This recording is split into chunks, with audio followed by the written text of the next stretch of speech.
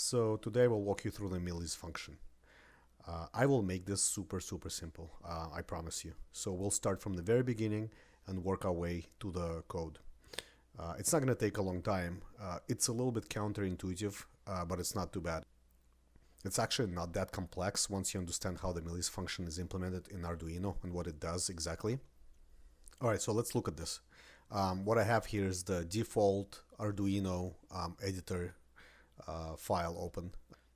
As you can see, it has two functions, the setup and the loop function. So the setup is where all your initial setup goes, and the loop function is where your main instructions are. And the name implies that it's going to loop all over again. So the setup function is run once, and the loop function is run over and over and over again. Alright, I just wanted to go through the basics first, just make sure that we're all on the same page and you guys understand how Arduino works. And now let's talk about the Millis function.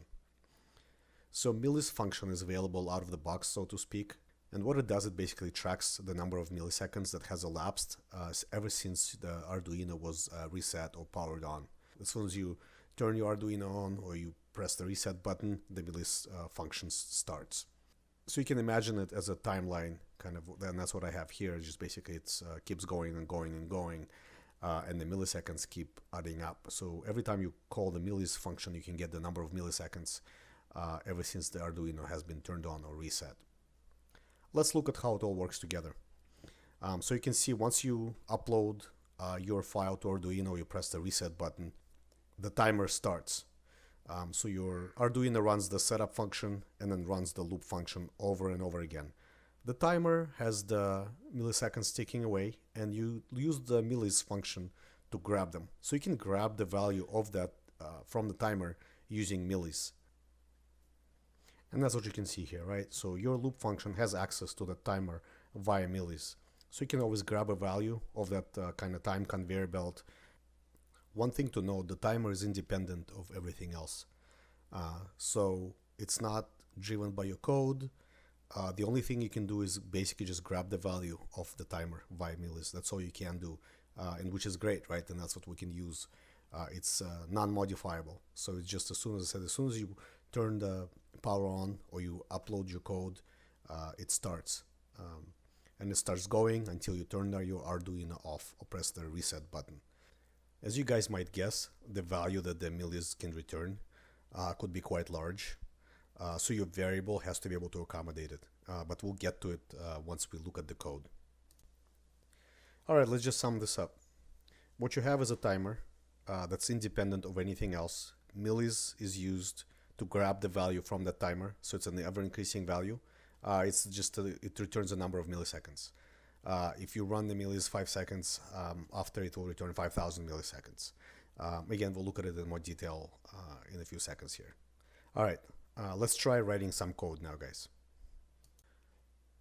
Alright, we're just going to start from scratch. What I'm going to do is I'm going to show you what the Millis output is when you run it from the very beginning. What I have here is an Arduino sketch, just with a couple lines of code. Let me explain what this code does. The serial.begin allows you to troubleshoot your program, so I will just be outputting some values to the serial monitor on the right, so you see that white space on the right on my screen. And then what I have is a serial.print ln function, which will just grab a value of the timer and output it to the screen. We're using Millis function to grab that value. There's nothing in the loop function, it's blank. So the only thing we're going to run and once is that Millis function. Again, just remember one time. What do you think it's going to output? It will output actually a 0 because this is the first thing that's going to run. So the timer has just started. So the only thing we should see there is 0. So let's try it. Alright, see? So the only thing that's there is 0, which is what we expected. Now let's run the Millis function from within the loop. We're going to copy and paste our line, serial.println with Millis, and we're going to paste it in the loop function. It's going to output all the values continuously. So what will happen is we're going to output the Millis function value from within the setup once, and then our loop is going to start grabbing the values of the timer and just continuously outputting it. So let's see what happens. So we've run the code and this is the output. It may look a little bit surprising to you, so let's just walk you through this. You might be asking, why do we have several zeros, several ones? Shouldn't this be consecutive? So the reason you're seeing several zeros and ones and twos repeated is because of the thing I told you before. The timer runs independently of anything else. So your program does not affect the values in the timer. So when you're seeing several zeros or several ones, etc., it means that your program runs faster than milliseconds. So the void loop is executing is under 1 millisecond. So as your Millis function grabs the value from the timer, it hasn't increased yet.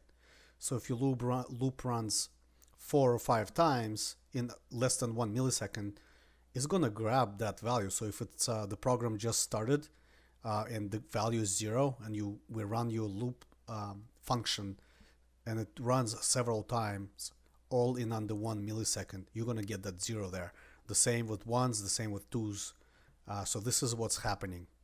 And as you can see, the value is ever increasing, so that's why you're getting these really large numbers.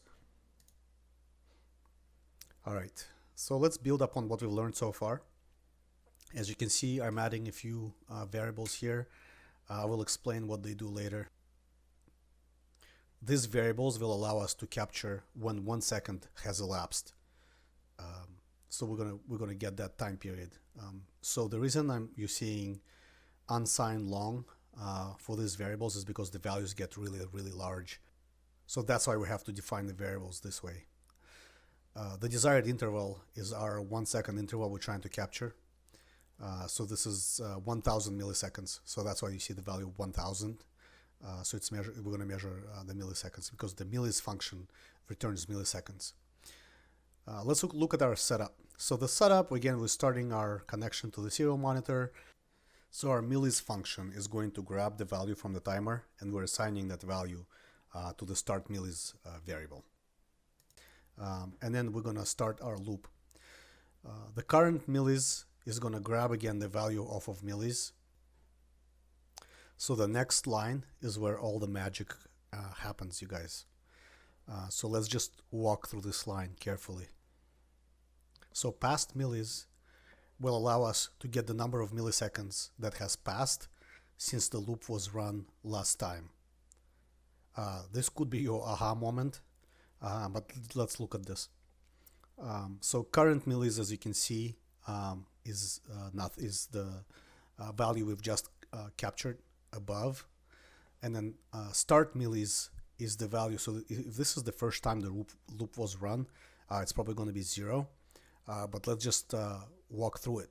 So I'm going to output the number of milliseconds that has passed below, and then the if statement is going to compare if the past Millis is more or equal to our desired interval. So our desired interval right now is 1000 milliseconds.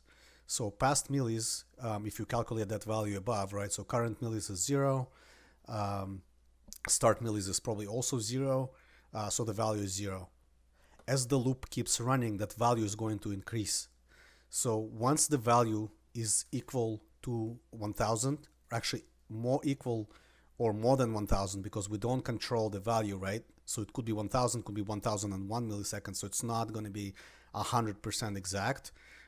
It could be off probably just by about 1 millisecond or so, depending on the program that you're running. So let's just walk through this.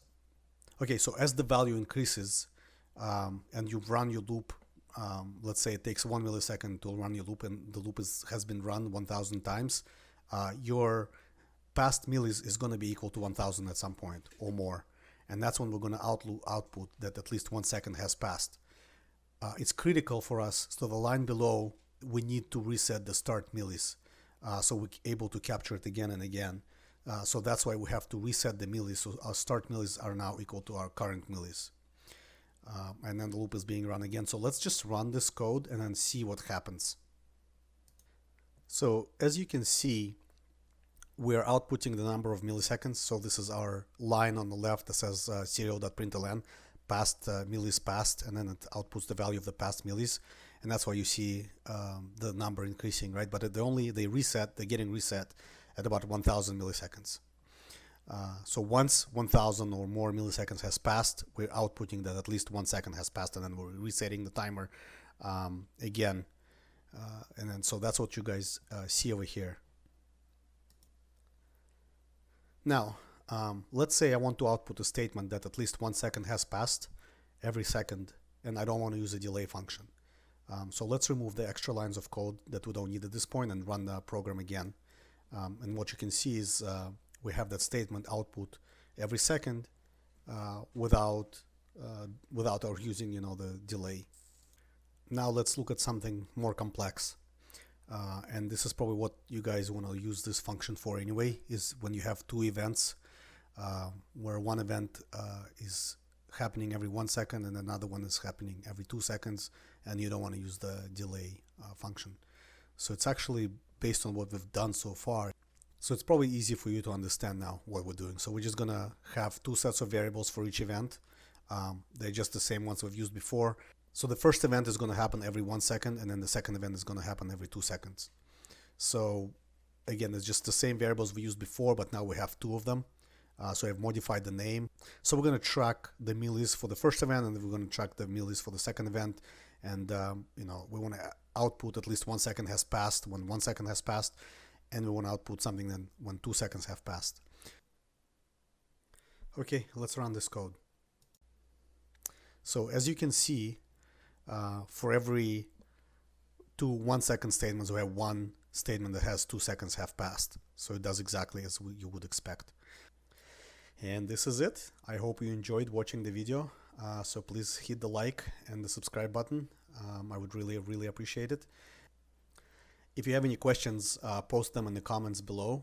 And if you would like to see anything else, again, just post a comment and I'll get back to you.